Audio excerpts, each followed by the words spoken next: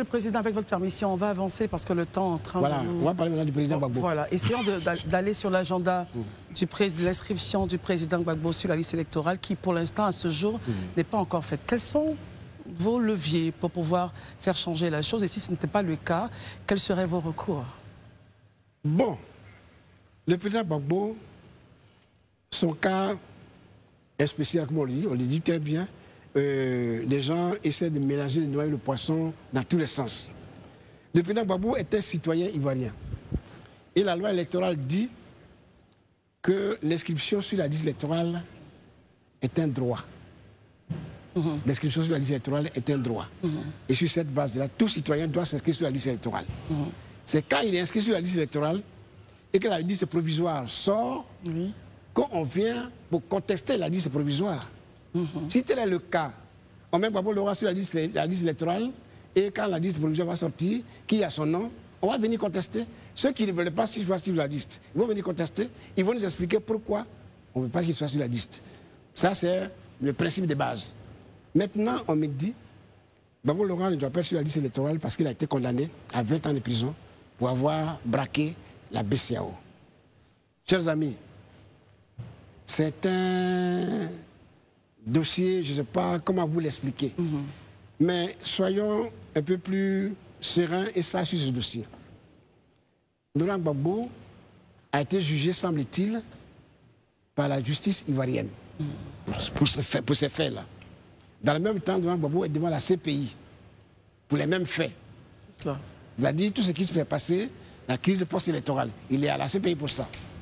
La CPI, qui est une justice internationale que vous-même vous avez choisi pour amener Laurent Gbagbo là-bas pour être jugé, cette CPI dit le monsieur n'a rien fait, il est blanchi, il est définitivement acquitté. Vous vous levez pour dire non, il n'est pas définitivement acquitté. Hein. Chez nous ici, il a braqué une banque. Donc on veut le juger. On dit, on le juge par contumace. Contumace, c'est quand tu n'es pas là et qu'on ne peut pas te trouver, qu'on te juge par contumace. Gbagbo Laurent était à la CPI. C'est le président Alassane Ouattara qui l'a amené à la CPI, dans son avion présidentiel. Il l'est. On ne va pas le chercher pour le juger, mais on dit non, non, pendant qu'il n'est pas là, on va le juger. Et qui le juge? C'est lui qui le juge, c'est un tribunal ordinaire. Gbagbo Laurent ne le juge pas par un tribunal ordinaire. C'est un tribunal spécial, qu'on appelle ici la Haute Cour de justice. C'est la seule cour qui peut juger Laurent Gbagbo. Donc son jugement n'a pas été fait dans les normes. Contumace, alors qu'on le savait où il était, jugé par des juges qui n'ont pas la compétence. Dans ce jugement-là, que vous les journalistes vous accréditez sur ça et que vous en faites un plat, moi ça me dérange, ça me gêne. Vous êtes quand même là pour nous instruire. Allez-y au fond des dossiers. Posez la question même au Conseil constitutionnel pour dire bon, le monsieur a dû être jugé dans la loi ivoirienne de telle manière. On l'a jugé comme ça. Qu'est-ce que vous en dites? Le Conseil constitutionnel ne dit pas un mot d'État. Et on est là, on spécule. On spécule. Et ça qui nous gêne. Même, mettons-nous dans le cas où il aurait été jugé. Le président Ouattara a pris une loi d'amnistie en 2018 pour amnistier tous ceux qui ont eu des problèmes pendant la crise post-électorale. Gbagbo Laurent, dans ce cas de casse de la banque, la BCEAO, était avec 3 autres complices, on peut les appeler ainsi, mes co-auteurs. Lui, Gbagbo Laurent, Akin Mbo, Premier ministre, Dalo Désiré, ministre de l'économie et des finances, Kone Katina, ministre du budget. C'est ceux-là qu'on a jugés. Chacun a eu 20 ans. Pour Gbagbo, on dit non, lui il a eu 20 ans, mais il ne doit pas être sur la liste électorale. Et en plus, en 2018, le président Ouattara prend une loi d'amnistie. Laquelle loi d'amnistie efface les faits. Ce n'est pas fait pour un individu. Ce n'est pas pour les beaux yeux de Gbagbo qu'on va dire qu'on l'amnistie. Non, on l'amnistie Gbagbo Laurent pour ce qui s'est passé. Et comme tous les autres ont été amnistiés, évidemment, Gbagbo Laurent tombe aussi sur le coup de l'amnistie.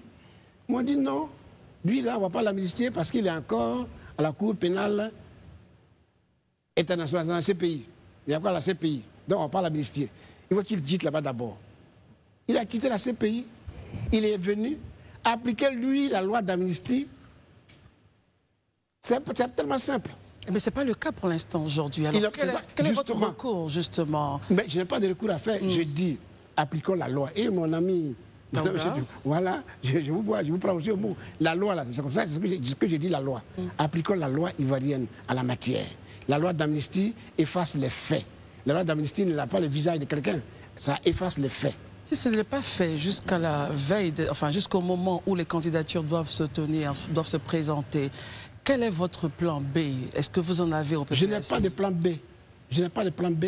Babo Loa est le candidat du PPACI. Il sera candidat jusqu'au bout. Très bien. Marius, comment est-ce? Sur cette question donc, de l'inscription sur la liste électorale de M. Laurent Gbagbo, il nous revient dans notre observation du fonctionnement des médias, tant dans la presse conventionnelle que sur les réseaux sociaux, un certain nombre de citoyens qui se réclameraient donc, de l'opposition, faire des vidéos, faire des publications de menaces, auquel cas où M. Laurent Gbagbo ne serait pas sur la liste électorale, qui poserait naturellement des problèmes à la Côte d'Ivoire. Partagez-vous au sein du PPACI une telle vision de la situation? Est-ce que si M. Laurent Gbagbo n'a pas été retenu sur la liste électorale, vous allez naturellement créer des problèmes à la Côte d'Ivoire pour l'élection de 2025? Le Président? Dans ces conditions, est-ce que c'est le PPACI qui crée les problèmes ou bien c'est celui qui ne veut pas que Gbagbo soit candidat qui crée les problèmes? Posons les problèmes de façon précise et ayons l'intelligence ou la gentillesse de voir les problèmes en face.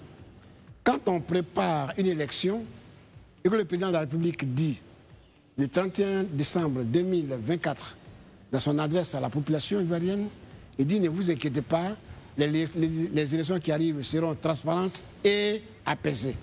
On le prend au mot. Les élections vont être apaisées. Pour qu'une élection soit apaisée, qu'est-ce qu'il faut faire? Il faut qu'elle soit apaisée depuis le commencement, depuis le début. Une élection préparée de façon apaisée se termine de façon apaisée. Donc ce n'est pas nous qui disons qu'on fait la violence. C'est un individu, vous avez dit une vidéo. À ce propos, vous avez rencontré le président de la CEI, nous avons vu donc le retour qui en avait été fait de votre rencontre. Aujourd'hui, quelle est la démarche politique que vous avez entreprise au fin justement de voir M. Laurent Gbagbo être inscrit sur la liste électorale? Puisque vous prétendez, la démarche politique, vous souhaitez naturellement rencontrer le président de la République, vous souhaitez un dialogue direct pour le cas de M. Gbagbo. Où vous en êtes avec justement cette volonté affichée? Monsieur... Et on va peut-être essayer de conclure parce que le temps... Voilà, monsieur Marius. Concernant les problèmes des élections généralement à Côte d'Ivoire, hein, nous avons écrit au gouvernement de M. Mambé au mois de janvier ou mars 2024. Nous avons fait 2 courriers. Un premier courrier et un deuxième courrier. Il n'a jamais daigné nous répondre. Il n'a jamais daigné nous répondre. Donc, ce que vous me dites, est-ce que les Ivoiriens souhaitent peut-être? Mais nous, on a fait la démarche, le gouvernement refuse. Peut-être qu'il va falloir vous adresser directement au président de la République? Non, on s'adresse au Premier ministre, c'est lui qui est le chef commis du président de la République. C'est comme ça marche une République. D'accord. La République, là, le président de la République, on ne le voit pas tous les jours. Il a ses collaborateurs. Le premier de ses collaborateurs, c'est le Premier ministre. Donc nous pensons que Mambé peut gérer les dossiers. Mais Amadou Gon et Ahmed Badawi l'avaient bien fait. En effet. Pourquoi lui, il ne ferait pas? En effet. Voilà. Très bien. Alors, Monsieur le Président, nous continuons notre causerie. Nous avons 10 minutes. On sait bien que l'article 6, évidemment, qui régit donc l'organisation du listing électoral de la révision, dit que chaque année, elle doit se faire. En même temps, à côté, lorsqu'on descend à l'article 11, cet article-là nous dit que la CEI décide de la date et de l'organisation de cette RLE. Comment comprendre votre avis là-dessus? C'est justement à ce niveau-là que je fais appel à la... Comment je peux appeler ça? À la compétence des uns et des autres. Quand on a mis un homme ou une femme à ce niveau-là, il doit être à mesure de faire la part des choses. M. Cuibière et Mme Yapobi sont des hommes de loi. Quand on fait un texte, il y a ce qu'on appelle l'esprit. Il y a la lettre et l'esprit du texte. Un magistrat sait très bien que quand on fait un texte là, il y a la lettre et l'esprit. Donc si d'un côté on dit que l'article 6 qui dit chaque année et que l'article 11 dit que ça doit, c'est la CEI qui décide, Et effectivement, c'est le moment pour que la CEI nous montre sa bonne foi pour dire que comme il y a des demandeurs, il y a beaucoup d'Ivoiriens qui ont été laissés pour compte, qui n'ont pas pu se faire enrôler en 2024, j'ouvre une parenthèse pour ces personnes-là. C'est justement à ce niveau-là qu'on a besoin de leur sagacité, de leur intelligence, de leur probité. Très bien. Merci beaucoup, le président donc, de la CEI et madame la vice-présidente Yapobi Daouda. Question. On part, monsieur le président, avec l'appel de Beaunoir et Cap Côte d'Ivoire. Daouda, question. Monsieur Danon Didier, il y a quelques mois, monsieur Laurent Gbagbo a lancé ce qu'on a appelé l'appel de Beaunoir. Il y a eu une feuille de route. Je pense que vous avez fait le tour de beaucoup de partis politiques. Mais visiblement, personne n'a envie de suivre le GPS. Donc finalement, je me pose la question, est-ce le trajet le problème ou le conducteur qui est le problème? Personne n'a envie de suivre le PPS et... Le GPS. Le GPS, très bien. Quand je parle de GPS, vous avez compris quoi? C'est le GPS, le trajet de Google Maps. Très bien, c'était bon de pouvoir préciser. Voilà. Chacun a compris. Non, merci beaucoup. Mais avant d'en parler, je voulais juste, j'ai oublié un élément dans mon argumentaire concernant le président Laurent Gbagbo. Je voulais porter à votre connaissance qu'au cas où vous ne le sauriez pas, qu'il y a la Cour africaine des droits de l'homme qui a décidé, qui a pris une décision pour que Laurent Gbagbo soit inscrit sur la liste électorale, qu'il retrouve ses droits civiques.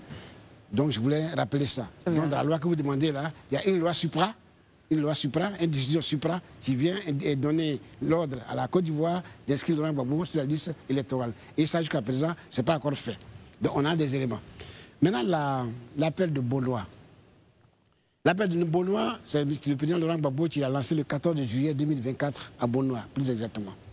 Il a dit ceci: j'ouvre les bras à tous les Ivoiriens, tous ceux et toutes celles qui veulent venir pour qu'on puisse lutter ensemble et faire partir démocratiquement le gouvernement actuel.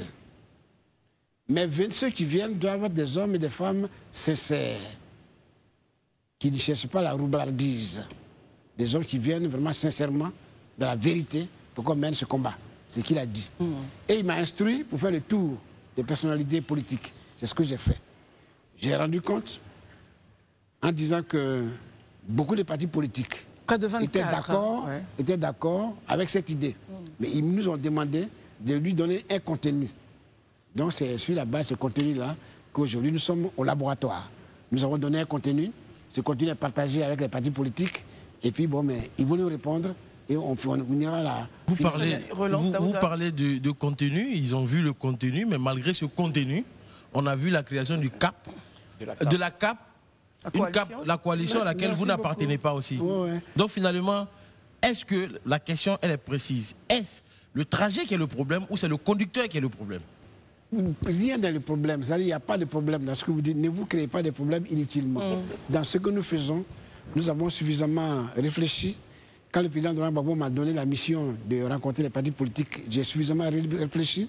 Et je vous ai toujours dit que je conduis le processus avec méthode et discrétion. C'est ce que j'ai fait. Ce n'est pas l'homme, ce n'est pas le conducteur qui pose problème. Ce n'est même pas le GPS qui pose problème. Je vous dis, on est dans un pays de liberté. Chaque citoyen peut faire ce qu'il a envie de faire, ce que nous souhaitons pour tout le monde. Aujourd'hui, il y a une plateforme qui est créée qu'on appelle Cap Côte d'Ivoire. J'applaudis des deux mains. Ça fait partie du bouillonnement politique de notre pays.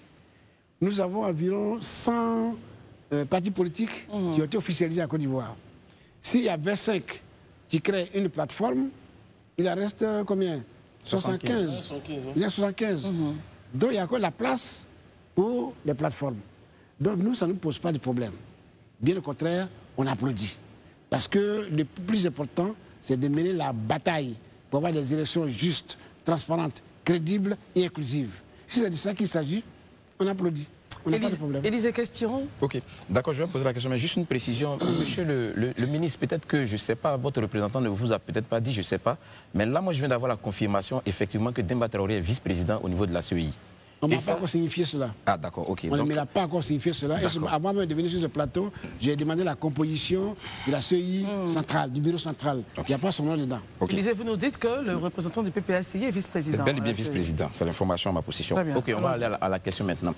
La question, monsieur le ministre, tout à l'heure, j'ai dit que la politique doit se nourrir de cohérence et de conséquences. Bien sûr. Voici quelqu'un qui, depuis des années, a battu le pavé pour le président Laurent Gbagbo, mettant même en péril sa vie. Le seul d'ailleurs qui a fait la prison avec Laurent Gbagbo à La Haye, il s'appelle Charles Blé Goudé. Depuis son arrivée, impossible de voir le président Laurent Gbagbo. Tantôt on lui a dit qu'il fasse un courrier, c'est jamais après. On dit non, c'est son père, il peut le voir. Mais jusque-là, impossible de le voir. Quel est le problème aujourd'hui avec Charles Blé Goudé? PPACI, vous êtes devant la nation, dites-nous ouvertement quel est le problème entre Laurent Gbagbo et Charles Blé Goudé. C'est quoi le problème aujourd'hui? Monsieur le Président, ce sera la dernière question malheureusement. Allez-y. Ben, je ne vois pas pourquoi vous me posez cette question, cher ami. Vous me posez à moi la question de savoir s'il y a un problème entre Laurent Gbagbo et Charles Blé Goudé. Pourquoi Charles Blé Goudé ne raconte pas Laurent Gbagbo? C'est ce que vous me dites. Est-ce que je vous dis? Non. Vous-même, vous avez dit, vous avez la réponse. Vous avez dit que Laurent Gbagbo est le père de Charles Blé Goudé. Ils étaient ensemble à la CPI. Ils sont venus. Pour aller voir son papa, là, est-ce qu'on a besoin de passer par moi? Moi, je suis responsable du parti politique. Maintenant, si on veut le voir, le président Laurent Gbagbo, en tant qu'institution, c'est-à-dire COGEP, PPACI, à ce moment-là, ça s'adresse à moi. Si c'est pour voir Laurent Gbagbo en tant que père, fils ou mentor, ça, c'est une action privée. Ça n'a rien à voir. Donc, il faut nous éviter des amalgames, chers amis. Il faut nous éviter ces amalgames. Ce que je veux plus vous dire, concernant la mission qu'on m'a confiée pour rencontrer les partis politiques, dans le cadre de l'appel de Benoît, je suis allé voir, moi, Blé Goudé, à son bureau. Il m'a reçu, on a discuté, et puis bon, on a discuté, et puis c'est fini. Voilà, c'est tout ce que je peux dire. Très bien, on s'en tient à cela, messieurs. On est obligé donc d'arrêter notre entretien. On ne pourra pas tout éplucher aujourd'hui, c'est clair. Il faut me réinviter. Mais avec beaucoup de plaisir. Avec beaucoup de plaisir. Merci beaucoup d'être venu. Vous avez un dernier mot? Mon dernier mot est le suivant. En Côte d'Ivoire ou en Afrique, nous ne sommes pas condamnés. Nous ne sommes pas condamnés à aller à des élections. Ils se terminent toujours par des morts, par la violence. Nous ne sommes pas condamnés. Nous pouvons arriver à faire des élections où le perdant congratule le vainqueur, où il y a une passation de charge après les élections. En Côte d'Ivoire, depuis plusieurs années, ça ne s'est pas encore produit. Sauf erreur de ma part. Mais en tout cas, ça ne s'est pas encore produit. Donc nous ne sommes pas condamnés. Il suffit d'un minimum d'efforts et de volonté pour qu'on arrive à ce que je suis en train de dire. Et élection apaisée, c'est possible. À la seule condition que les Ivoiriens, les décideurs, aient la volonté de regarder les problèmes en face et de les régler. Très bien. Ce n'est pas tous les problèmes qu'on règle dans la vie, mais il faut quand même écouter et voir ce qu'on peut régler pour qu'on soit en confiance pour aller vers là où on veut aller. Parce que si les élections sont mal préparées, elles vont se terminer mal. Donc, prenons le temps de la préparer bien. Voilà ce que je souhaite. Merci beaucoup, Monsieur le Président exécutif du Parti des peuples africains, PPACI. Merci d'être venu. En tout cas, la Côte d'Ivoire souhaite la paix. Tous les Ivoiriens, après tout ce qu'on a vécu, nous voulons la paix. La paix et rien que la paix.